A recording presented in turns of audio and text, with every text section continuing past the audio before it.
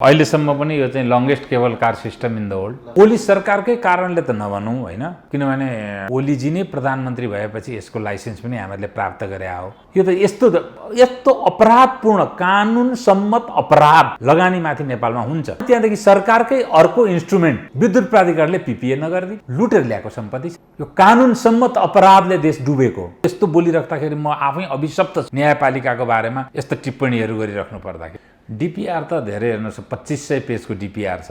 त्यसको सारांश त बाबु म यसरी भन्न सक्दिनँ। यसरी गरेर अरबौं खरबौं नेपालीहरूको पैसा चाहिँ डुबाइदिने लगानीकर्ताहरूको। व्यक्तिले अपराध गर्यो भने कानुनको सहायता लिनुहुन्छ, कानुनै अपराधी भयो भने के को सहायता लिनुहुन्छ? डिस्टेन्स अहिले चाहिँ डिपिआर तयार गर्दाखेरि 80.15 भयो। 6वटा मेन्डेटरी स्टेसन जहाँ बोर्डिङ र डिबोर्डिङ गर्नुपर्छ, 5वटा अप्सनल स्टेसन छ त्यहाँ बोर्डिङ डिबोर्डिङ गर्न पनि सकिन्छ, सरासर जान पनि सकिन्छ। किन हाइपोथेटिकल? तपाईँको टेक्निकल रिपोर्टै आएर तपाईँले चाहिँ यसमा टेक्निकल्ली र फाइनेन्सियल्ली फिजिबल देखिसक्यो, इकोनोमिकल्ली फिजिबल देखिसक्यो, कसरी हाइपोथेटिकल हुन्छ र? होइन, हामीहरूलाई शिलान्यास भएकोलाई जिरो डेट मान्दाखेरि 43 महिना लाग्छ हामीलाई। साथीभाइहरूले अब लगानीकर्ताले मलाई अहिलेसम्म अध्यक्ष बनाएर नेतृत्व दिनुभएको छ। हामी सबै लगानीकर्ताहरूले अहिलेसम्म हामीहरूले चाहिँ लगानी बोर्डसित तय भएको टिओआर अनुसार हामीले पूर्ण रूपेण डिपिआर डिटेल प्रोजेक्ट रिपोर्ट तयार गरेर गत मङ्सिरमै लगानी बोर्डमा सबमिट गरिसक्या हो। तर यो 3 वर्षसम्म आउँदाखेरि पनि नेपालको एकअर्काका जुन कानुनहरू जसरी एकअर्कामा विरोधाभासपूर्ण कानुन छ, लगानी बोर्ड सम्बन्धी ऐनले त्यसलाई निर्माण गर्न इजाजत दिने र सञ्चालन गर्न इजाजत दिने उसको क्षेत्राधिकारभित्र पारेको छ, जसअनुसार हामीहरूसँग सम्झौता भयो। अब हामीले अनुमति दिनुपर्छ भनेर राष्ट्रिय निकुञ्ज तथा वन्यजन्तु आरक्षण विभागले चाहिँ वातावरण प्रभाव मूल्याङ्कनको सहमति दिनुपर्नेमा त्यसले रोकेर राखिदियो। जुन चाहिँ अन्नपूर्ण कन्जर्भेसन एरिया र त्यहाँ सम्बद्ध व्यवस्थापन समितिहरू जति थिए, जनताका समितिहरू, कन्जर्भेसन एरिया म्यानेजमेन्ट कमिटीहरू, ती सबैले यो प्रोजेक्ट ठिक छ र आउनुपर्छ भनेर नेपाल प्रकृति संरक्षण कोष मार्फत रिपोर्ट विभागमा आउँदाखेरि पनि विभागले रोकेर मन्त्रालय नपठाएर 3 वर्षसम्म मन्त्री र विभागका कर्मचारीहरूको बदनियतपूर्ण आशयले, तत्कालीन मन्त्रीहरू र विभागका कर्मचारीहरूको बदनियतले गर्दाखेरि हामीहरूले वातावरण प्रभाव मूल्याङ्कनको सहमति पाएनौँ। यो वैशाखमा हाम्रो यो शिलान्यास हुनुपर्ने परियोजना अब यो चाहिँ अहिलेसम्म वातावरण प्रभाव मूल्याङ्कनको सहमति प्राप्त नभएर रोकिया हो। लगानीको समस्या पनि छैन, प्रविधिको समस्या पनि छैन। अहिलेको समस्या भनेको सरकारी कर्मचारी तन्त्र र केही हदसम्म चाहिँ अब विगतका केही राजनीतिज्ञहरूको अलिकति क्रियाकलाप अलिक बदनियतपूर्ण चाहिँ सोचले गर्दाखेरि हामी चाहिँ यसरी अल्मलिएर बस्नु परेको हो। यो नेपालमा लगानी गर्नका लागि यो जुन हामीहरूलाई दुःख दिए, यो चाहिँ नेपाल राष्ट्रकै लागि दुर्भाग्यपूर्ण उदाहरण हो। किनभने हामीहरूलाई ठुलो लगानी गर्न आउने अहिलेसम्म 12-15वटा विदेशीहरूले हामीलाई सोधिसकेको अवस्था हो र हामीहरूले बाध्यतावश उनीहरूलाई उत्साहको कुराहरू भर्न सकेनौँ हाम्रै अनुभवको कारणले। कुनै कानुनले रोक्या छैन, कुनै कानुनले रोक्या छैन। उहाँहरू चाहिँ कार्यविधिहीनतालाई उहाँहरूले चाहिँ औजार बनाएर आजसम्म रोक्नु भएको हो। तर अहिले अब वर्तमान सरकार सकारात्मक भयो र यसलाई चाहिँ धेरै अगाडि बढाइसकेका छ। एक किसिमले अगाडि बढ्यो भने अर्को हप्तासम्ममा हामीहरूले सहमति प्राप्त गर्ने सम्भावना छ। ओली सरकारकै कारणले त नभनौँ होइन, किनभने ओलीजी नै प्रधानमन्त्री भएपछि यसको लाइसेन्स पनि हामीहरूले प्राप्त गरे हो। उहाँको सकारात्मक सोचकै कारणले हामीहरूले प्राप्त गरेका हौँ। त्यतिखेर अब ओलीजीले पनि पोजिटिभली लिएरै लाइसेन्स भएको हो। उहाँले अब इन्भेस्टमेन्ट बोर्डको अध्यक्षको हिसाबले उहाँ सकारात्मक हुनुभएको हुनाले लाइसेन्स पाएको हो। तर यत्रो लाइसेन्स बनाएर डिपिआर बनाउन यत्रो खर्च गराउने, त्यस पछाडि अर्को कानुनले चाहिँ वातावरण प्रभाव मूल्याङ्कनको सहमति पनि नदिने, यो त यस्तो अपराधपूर्ण कानुन सम्मत अपराध लगानीमाथि नेपालमा हुन्छ। कसले गरेको त्यो सब हाम्रो पोलिसीले गरेको छ। पोलिसीको नेतृत्व राजनीतिले गरे हुन्छ र त्यसको चाहिँ म त सहकर्मी भनेको कर्मचारी तन्त्र हो। विद्युतमा पनि के हुन्छ, विद्युत विकास विभागले लाइसेन्स दिने, खर्च गरेर डिपिआर र इआइए तयार पार्ने र पास गराउने प्रवर्धकले, अनि त्यहाँदेखि सरकारकै अर्को इन्स्ट्रुमेन्ट विद्युत प्राधिकरणले पिपिए नगरिदिने, लुटेर ल्याएको सम्पत्ति छ। यसरी गरेर अरबौं खरबौं नेपालीहरूको पैसा चाहिँ डुबाइदिने लगानीकर्ताहरूको। त्यहाँ एउटा भयङ्कर ठुलो अपराध, यो कानुन सम्मत अपराधले देश डुबेको। व्यक्तिले अपराध गर्यो भने कानुनको सहायता लिनुहुन्छ, कानुनै अपराधी भयो भने के को सहायता लिनुहुन्छ? अब त्यो अहिले दिएन भने हामी कानुनी उपचार खोज्न पनि बाध्य हुन्छौँ। कानुनी उपचारको पनि अब कार्यविधिहीनतालाई चाहिँ कसरी लिने र कानुनी उपचार खोज्दाखेरि पनि म यस्तो कुरा बोलिराख्दाखेरि अभिशप्त भएको छु। कार्यकारिणीले परिवर्तन गरेको कार्यविधि र कार्यनीति र नियमावलीमा पनि कानुन विपरीत नहुँदाको अवस्थामा पनि सर्वोच्च अदालतले स्टे अर्डर दिएर हिँडेको अवस्था देखिन्छ। के गर्न सकिन्छ? यो म यस्तो बोलिराख्दाखेरि म आफै अभिशप्त छु न्यायपालिकाको बारेमा यस्तो टिप्पणीहरू गरिराख्नु पर्दाखेरि। न्यायपालिकाको निर्णय भनेको मान्न बाध्यकारी छ, तर टिप्पणी नै हुँदैन भन्ने छैन। संसारका सबै डेमोक्रेटिक कन्ट्रीहरूमा न्यायपालिकाका निर्णयहरूको बारेमा तटस्थ टिप्पणीहरू हुने गर्छन्। डिपिआर त धेरै हेर्नुहोस् 2500 पेजको डिपिआर छ। त्यसको सारांश त बाबु म यसरी भन्न सक्दिनँ है। यसको चाहिँ म त जियो टेक्निकलदेखि लिएर हाइड्रोलोजिकल, मेटेरियोलोजिकल होइन, अनि चाहिँ म त सिस्मिक सारा कुराहरू हामीले अध्ययन गरेका छौँ होइन। अब यसमा चाहिँ सबै पक्षको अध्ययन गरेर त्यसको अब ड्रइङ डिजाइन होइन, हाम्रो चाहिँ मतलब जियो मर्फोलोजी अनुसारको डिजाइन गरेका छ। त्यो सबै अध्ययन गरेका छौँ हामीहरूले त्यसमा। त्यो सबै अध्ययन गरेका छौँ र अहिले संसारमा भएको लेटेस्ट टेक्नोलोजी हामीहरूले चाहिँ इम्प्लोय गरेर यो चाहिँ हामीहरूको डोपलमायरको टेक्नोलोजी हो। एक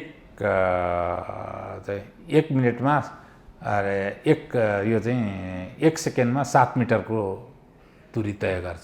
डिस्टेन्स अहिले चाहिँ डिपिआर तयार गर्दाखेरि 80.15 भयो रियल डिस्टेन्स 1.15। अब पहिले चाहिँ हामीहरूले त्यो नटिकल डिस्टेन्समा नापे 80.15 तय गर्न हामीहरूलाई चाहिँ सरासर मान्छे आगो लिन गए जस्तो हिँड्यो भने गयो भने 3 घन्टा 36 मिनटमा पुग्छ।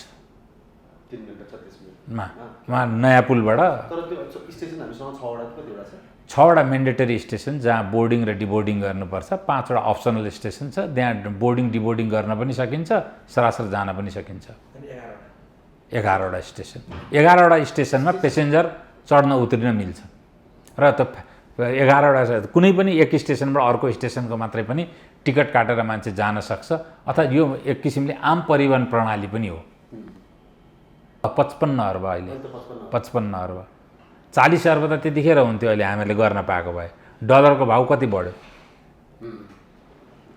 35 अर्ब, अहिले 55 अर्ब। होइन, यसको चाहिँ के छ भने दुईवटा, एउटा पिलग्रिमेज र टुरिज्म हो होइन। पिलग्रिमेज र टुरिज्मको हिसाबले गुन्डुला 742वटा सायद 10 जनाको क्यापासिटीका 1 घन्टामा एउटा डिरेक्सनमा 1000 मान्छे चढ्न सक्छन्। 10 घन्टा चल्यो भने एउटा डिरेक्सनमा 10,000 जाने 10,000 आउने हुन्छ। 10 घन्टा अपरेसन गर्नु। वर्षको अधिकतममा 36 लाखसम्म हो डे टाइममा चलाउँदा। तर यसमा चाहिँ हामीहरूलाई नाइट भिजन पनि सहितको फेसिलिटी हुन्छ। राति पनि मान्छे चाहिँ हिँड्न चाह्यो भने त 72 लाख हुन्छ नि क्या टोटल 100% रेटेड। एकजना नेपालीलाई चाहिँ 6000 एनआरएस आउँछ टु एन्ड फ्रो जान र आउनको। लगभग बसभन्दा अलिकति थोरै बढी हुन्छ। जिपमा जाँदा भन्दा सस्तो पर्छ, बसमा जाँदा भन्दा थोरै महँगो पर्छ। तर अब बाटोको रिस्क भएन नि त, तपाईँ कति टाइम लाग्छ त्यो पनि हो। एक्जर्सन भएन, रिस्क भएन, तपाईँ कस्तो टेरेनबाट जानुहुन्छ। स्लोप चाहिँ अब त्यो सबै ठाउँमा अलग अलग छ स्लोप, त्यो ड्रइङमा गरेको छ। अब धेरै स्लोप त कहाँ छ भनेर त हेर्नै पर्छ, त्यसरी क्याटेगोरिकली भन्न सकिँदैन। 80 किलोमिटरको एलाइनमेन्टमा कहाँनिर चाहिँ स्लोप छ भनेर 1-2 वटा यसका फिचरहरू माथि माथि त 3700 मिटरमा पुगिन्छ, तल 1000 मिटरदेखि। किन हाइपोथेटिकल? तपाईँको टेक्निकल रिपोर्टै आएर तपाईँले चाहिँ यसमा टेक्निकल्ली र फाइनेन्सियल्ली फिजिबल देखिसक्यो, इकोनोमिकल्ली फिजिबल देखिसक्यो, कसरी हाइपोथेटिकल हुन्छ र? पहिले त हरेक साइन्स पनि फिजिक्स पनि हाइपोथेसिसबाट सुरु हुन्छ नि।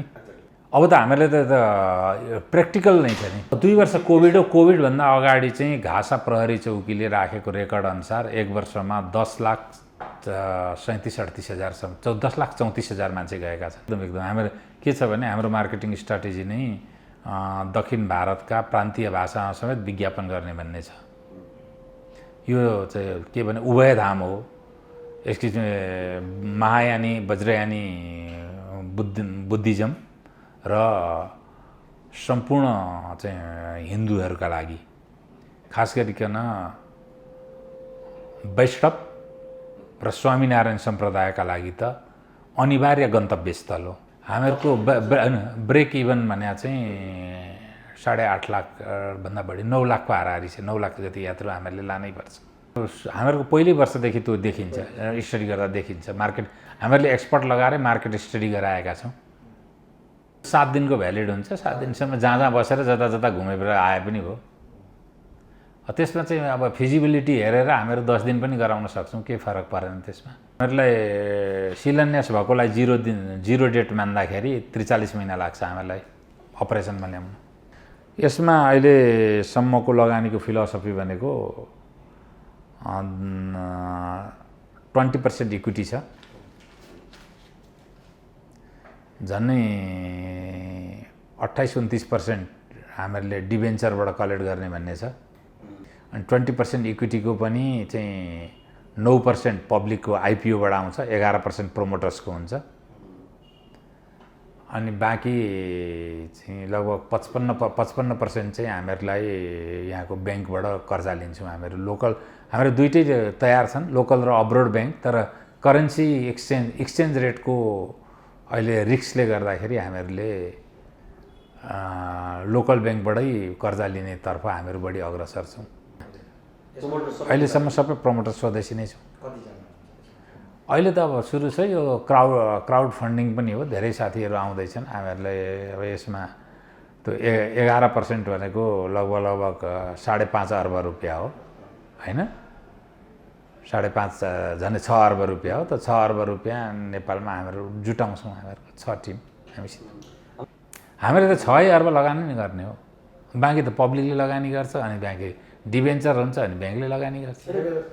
फेज वाइज आइपिओ हुन्छ। हामीहरूले 3 वर्षमा 3 फेज गरेर आइपिओ गर्छौँ। क्यास आउटफ्लोका आधारमा हामीहरूले फाइनेन्स त जुटाउनै पऱ्यो नि। तर हामीहरूको इस्यु म्यानेजरहरूसित दिन्छ, होइन? डिबेन्चर रियल सेक्टरले पनि गर्नुपर्छ, संसारभरि गर्छन्। एउटा प्र्याक्टिस भएको कुनै जमाना आएको थियो, त्यो चाहिँ फ्लप भयो, ज्योति स्पिनिङको। 15 अरब जति, होइन? 15 अरबको हाराहारी डिबेन्चर हुन्छ। अनि 4.5 देखि 5 अर्बसम्मको चाहिँ आइपिओ होला, किनभने एक्ज्याक्टली एक्सचेन्ज रेटले कति त्यतिखेर बनाउँछ भन्न सकिँदैन, होइन? अनि त्यहाँदेखि 6 अर्ब जति लगभग। त्यो त इपिसी कन्ट्र्याक्ट हुन्छ हाम्रो भेन्डरसित, होइन? इलेक्ट्रोमेकानिकलको भागमा। अरू बाँकी त अब 10-12वटा ठेकदारलाई दिनुपर्छ सिभिल। नेपालमै छन् नि त्यत्रो काम गर्ने ठेकदार जति। जापानिज भन्दा पनि त्यो के छ भने यो चाहिँ मोनोकेबल डिट्याचेबल गन्डुला सिस्टम भन्छ यसलाई, सर्कुलेटिङ गन्डुला हो यो। चन्द्रगिरीहरूको अथवा उसकै जस्तै हो, मनोकामनाको जस्तै। भेन्डर पनि एउटै हो, त्यसकारण हामीलाई आफ्टर सेल सर्भिस पनि सजिलो हुन्छ। अब धेरैवटा हामीहरूले यहाँ हुन्छौँ, त्यो चाहिँ अब हामीहरूले लाइसेन्समा पाउँदैन। त्यसका लागि एन्सिलरी कम्पनीहरू खोलेर आउनुपर्छ। हामीहरू पनि हुन सक्छौँ, अथवा अरू कोहीसित हाम्रो सहकार्य पनि हुनसक्छ, अर्को कम्पनीसित। तर किन हामीहरूलाई नेपाल सरकारले चाहिँ त्यो रिसोर्ट र होटल बनाउन लाइसेन्स दिएको होइन, केबल कार सिस्टमका लागि मात्रै दिएको हो। त्यो गर्न सकिन्छ, त्यो त जरुरी परिहाल्यो। अब घाँसादेखि माथि अलमोस्ट चाहिँ त्यहीँको मान्छेहरूले, लोकलले नै हामी डेभलप गर्छौँ भन्नुभएको छ, उहाँहरूले नै गर्नु होला। यसमा चाहिँ नर्मली चाहिँ स्थानीय सहभागिता हुन्छ एकदम हुन्छ। अहिले नै हामीलाई यो वातावरणले रोकेर हो। ल्यान्ड पुलिङ कति गर्नुपर्ने हुन्छ? हजुर, यसको लागि ल्यान्ड पुलिङ चाहिँ प्राइभेट कति, गभर्नमेन्ट कति गर्नुपर्ने हुन्छ? यसको डाटै छ, सायद यसैमा होला डाटा, तपाईँहरू लिएर जानुहोस्। होइन, संरक्षण क्षेत्रभित्र पर्छ होइन। झन्डै 600 रोपनी चाहिँ व्यक्तिको जग्गा हामीहरूले खरिद गर्नुपर्छ, किन पार्किङहरू पनि व्यवस्थापन गरिदिनु पऱ्यो होइन। अनि पार्किङ सँगसँगै एउटा क्याफे पनि व्यवस्थापन गरिदिनु पऱ्यो तल होइन, बेस पऱ्यो नि त, माथिका स्टेसनमा पनि त पऱ्यो नि त। कमसेकम मान्छे एकछिन बस्न चाह्यो भने एउटा क्याफे स्याफे यसरी त त्यहाँभित्र हुनु पऱ्यो नि त, रेस्टुरेन्टहरू हुनु पऱ्यो होइन, माथिका पनि होइन। हाम्रो नीति र विधिको समस्या र एटिच्युडको 3टा समस्या छ र त्यो समस्या चाहिँ ट्रिकल डाउन हुँदै हुँदै अहिले सोसाइटीसम्म पुगेको छ। नेपालमा सोसाइटी पनि नेपालको लगानीकर्ता र उद्यमी जमातप्रति होस्टाइल छ, मिडिया होस्टाइल छ, ब्युरोक्रेसी एकदमै चाहिँ मतलब त्यसमा बाधक छ र राजनीतिसित पनि हाम्रो इन्डक्ट्रिनेसन कसरी भयो भन्नुहुन्छ भने पुँजी भएका लगानीकर्ताहरू चाहिँ सबै वर्ग दुश्मन हुन् भन्ने जुन स्कुलबाट मानिसहरू आज राजनीति मन्त्री भइरहेका छन्, त्यसले चाहिँ मतलब पुँजीलाई दुश्मनै सोचिरह्यो क्या अहिलेसम्म पनि। भएर कि पुँजी भएन भने ट्याक्स नआएर उहाँहरूलाई नै गरिब जनताको सामाजिक सुरक्षा, छोराछोरी पढाउने मास्टरले पनि तलब खाँदैन, बिरामी परेका बेला इन्जेक्सन लगाइदिने डाक्टरले पनि तलब खान पाउँदैन भनेर कहिल्यै पढाइएन। यो दुर्भाग्य हो। खास गरिकन वाम स्कुलका साथीहरूले जुन यो दुर्भाग्यपूर्ण क्याम्पेन सुरुदेखि गर्नुभयो, त्यसको दुष्परिणामको चक्रमा हामीहरू नराम्ररी फँसेका छौँ। उहाँहरूले सुध्रिनै पर्छ, एकदम एकदम पक्का। कम्युनिस्टहरू किन त्यस्तो भयो होला? अनि उहाँ इन्डक्ट्रिनेसन नै त्यसरी छ त। उहाँहरूको इन्डक्ट्रिनेसन त वर्ग दुश्मन भनेको पुँजीपति, उद्योगपति, त्यही होइन, शोषक वर्ग दुश्मन। अनि अहिलेसम्म के पढाउनु भएको छ? त्यही पढाउनु भएको छ। त्यही पढेको मान्छे आएको होइन र मन्त्री हुन। तर वामपन्थीहरू पनि त पछिल्लो समय डेमोक्रेटिक भइरहेका छन् नि, तर यसमा चाहिँ तर यो सोच अहिलेसम्म बदलिएन कि धेरै हदसम्म। अहिले तपाईँको ऊर्जा मन्त्रालयले लिइरहेका नीतिहरू हेर्नुहोस् त्यस्तै छन् है। त्यो सोच बदलिएन, दुर्भाग्य हो। केही अब अलि केही बदलिएका पनि छन्, जस्तो बाबुरामजीले केही त्यस्ता बदलिएका सोचहरू स्थापित पनि गर्नुभयो। बाबुरामजीले बदलिएको सोचहरू पनि स्थापित गर्नुभयो। अनि अब अहिलेको अर्थमन्त्रीले पनि त्यसमा केही बदलिएका सोचहरूको बारेमा केही सङ्केतहरू गरिराख्नु भएको छ। उहाँको चाहिँ कार्य सम्पादन कसरी गरेर आउँछ हेर्न बाँकी छ। होइन भने उहाँहरूमा बदलिए पनि के भने सोसाइटीमा उहाँहरूका जुन कार्यकर्ता छन् ती बदलिएका छैनन्। अब कार्यकर्ता सोसाइटीमा मात्रै भए त हुन्थ्यो, ब्युरोक्रेसीमा पनि कार्यकर्ता भइदियो, त्यो पनि बदलिएन। के छ भने सबभन्दा पहिले कुरो चाहिँ पैसाको नाम लिक्विड हो। जहाँ प्रफिट हुन्छ त्यतापट्टि कुसम्भावना छ, त्यतापट्टि बग्ने हो होइन। यो चाहिँ मतलब कसैलाई मनपर्छ भने उत्तेजनामा आएर कहिल्यै लगानी हुँदैन। लगानी भनेको सबै चाहिँ फाइनेन्सियल र इकोनोमिक फिजिबिलिटीको आधारमा हुने हो। नेपालमा पशुपतिनाथदेखि पछाडि सबैभन्दा प्रसिद्ध धार्मिक स्थल भनेको मुक्तिनाथै हो र मुक्तिनाथको महिमा जानेर र मुक्तिनाथमा यतिसम्म चाहिँ तीर्थयात्रीहरू आउँछन् भन्ने कुराको गणित गरेर सुरु गरेको हो। र अर्को इन्भाइरोमेन्टल पक्षबाट पनि के छ भने नेपालको फ्रेजाइल जुन पहाड छ त्यो पहाडमा डोजरवादी विकास भने एकदमै घातक विकासको मोडेल हो। यो विकासको मोडेलमा त म उहिलेदेखि विरुद्धमै छु। प्रोसेसहरू अगाडि बढ्यो। यो चाहिँ राष्ट्रिय निकुञ्ज तथा वन्यजन्तु आरक्षण विभागले बिना कारण आपराधिक सोच र मेलाफाइड इन्टेन्सनका कारणले घायललाई धुलो पर्ने गरी बिना प्रतिक्रिया बिना जवाफ चाहिँ राखेको थियो। त्यो अहिले आएर चाहिँ मन्त्रालय हुँदै कानुन मन्त्रालयबाट पनि राय सुझाव आएर फेरि चाहिँ वन मन्त्रालयमा आइसकेको अवस्था छ र ती सबै कुरा हेर्दाखेरि आशा एवं विश्वास छ। वातावरण प्रभाव मूल्याङ्कनका लागि सहमति पत्र दिन्छ, त्यस पछाडि अनि वातावरण प्रभाव मूल्याङ्कनका अरू प्रक्रियाहरू सुरु हुन्छ। अब हामीले एटलिस्ट अर्को ज्यादै चाँडो सक्यौँ भने अर्को वैशाखबाट हामी सुरु गर्न सक्छौँ। अब हामीहरूले त्यो पत्र पाउने बित्तिकै स्कोपिङ र टिओआर हुन्छ। स्कोपिङ र टिओआर मन्त्रालयले पास गरेपछि अनि त्यस पछाडि इआइए अध्ययन सुरु हुन्छ। इआइए पेस गरेपछि इआइए पास हुनुपर्छ।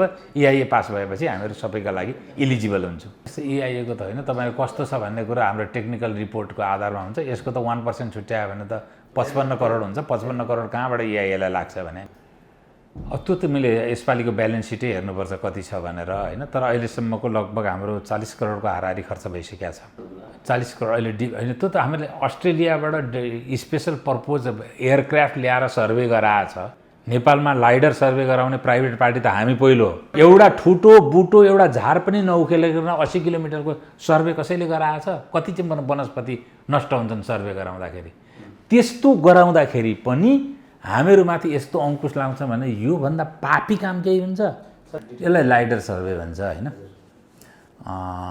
अनि लाइडर सर्वे भने चाहिँ जहाजबाट तल तरङ्ग फ्याल्छ, रेडियो वेभ फाल्छ, त्यो फेरि फिर्केर जहाजकै यन्त्रमा पुग्छ अनि त्यसले रेकर्ड गरे अनुसार तपाईँको त्यो जियोमर्फोलोजी कस्तो छ, वनस्पति कस्तो कस्तो छ एलाइनमेन्टमा भनेर सबै डाटा त्यसैले दिन्छ।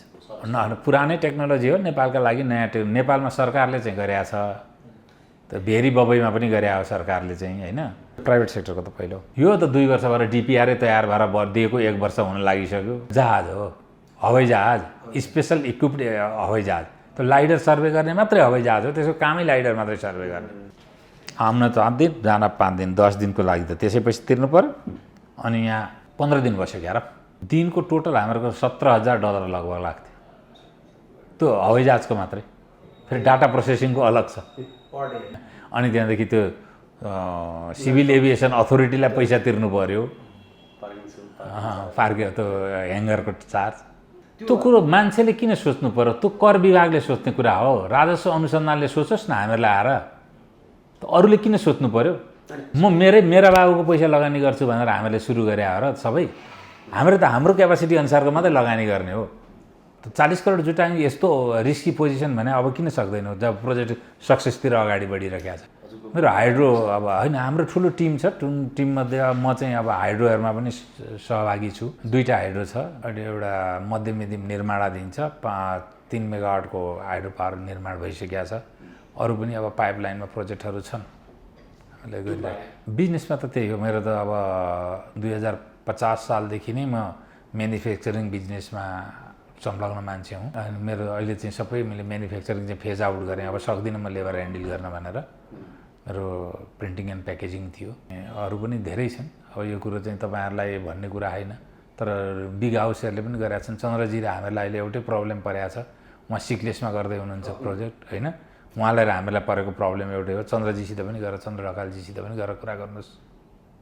प्रब्लम एउटै हो उहाँहरूको। राम्रो उहाँको पनि अन्नपूर्ण क्यापभित्रै हो, उहाँको पनि हाम्रो पनि एक क्यापभित्रै हो। होइन यहाँ चाहिँ के भने प्यारासाइटहरू चाहिँ राजनैतिक विश्लेषक हुन पाए, व्यवसाय नहुनेहरू चाहिँ।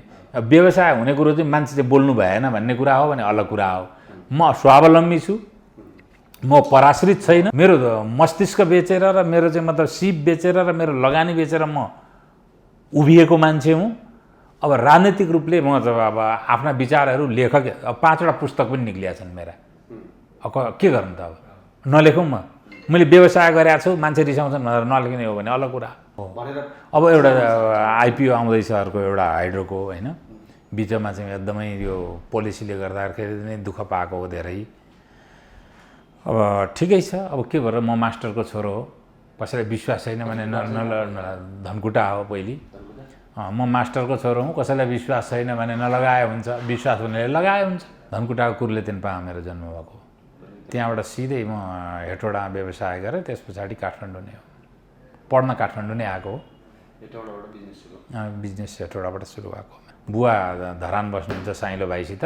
मेरो सबै कुल घरानामा म घाँडीबाट उछिट्टेको मकै जस्तो हो। एक्लै हो बिजनेसमा, सबै जागिर। दक्षिण एसियाकै सबैभन्दा ठुलो प्रिन्टिङ मेसिन मैले इम्पोर्ट गरेर चलाएको थिएँ त्यो बेला 58 सालमा। त्यो अहिले चाहिँ म त बेचेँ मैले। माओवादीको बेला असाध्यै पीडा भयो, चलाउन सकिएन फ्याक्ट्री। माओवादी इन्सर्जेन्सी बढेकोले अनि 63 सालमा त्यसलाई बन्द गरियो र 65-66मा मैले सबै प्रपर्टी नै बेचिदिएँ। त्यो फ्याक्ट्रीको प्रपर्टी नै छ। फ्याक्ट्री रनिङ छ। कमानेमा गएर हेर्न सक्नुहुन्छ। हेटौडा वार्ड नम्बर 8मा बल्लभ दाहालले चलाउनुहुन्छ अहिले विराटनगर। त्यस पछाडि हाइड्रो, अब प्रपर्टी बिजनेसहरू पनि भए। रियल इस्टेटै त गरिनँ, अब अलिअलि ल्यान्डहरूमा लगानी भए होइन संयुक्त रूपमा।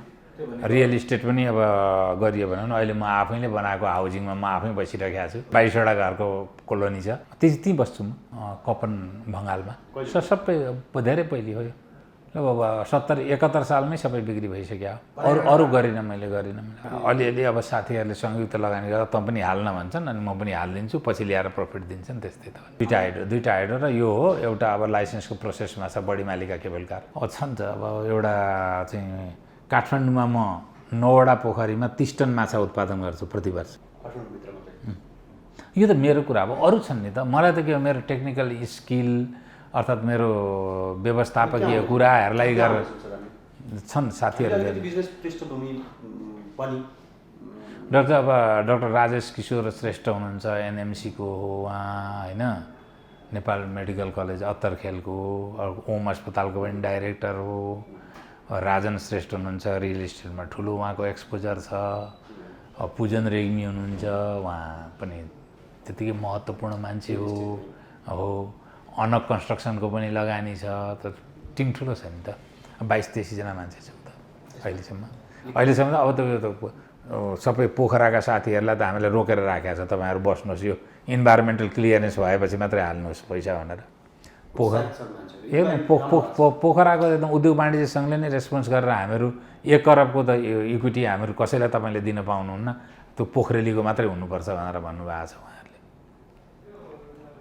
अनि अरू कम्पनीहरूको तर्फबाट लगानी भएको छ कम्पनी अब यत्रो ठुलो लगानीमा चाहिँ कम्पनीहरू आउँछन् हेर्नुहोस् त्यो बाहेक त के गर्ने एउटा मान्छेले कति थोक भ्याउँछ भने 2टा केबल कार गर्दैछु त्यो बाहेक अब 4-5 वर्ष पछाडि सन्यास ग्रहण गरेर जोगी हुने हो मतलब एउटा प्रिप्लान छ मतलब अब होइन त्यसमा चाहिँ हामीहरू 2टा मोडलमा गइरहेका छौँ एउटा चाहिँ यही मुक्तिनाथकै टेक्नोलोजी गरेर भने 16-17 अर्बको हुन्छ त्यो भएर अलिकति कम प्यासेन्जर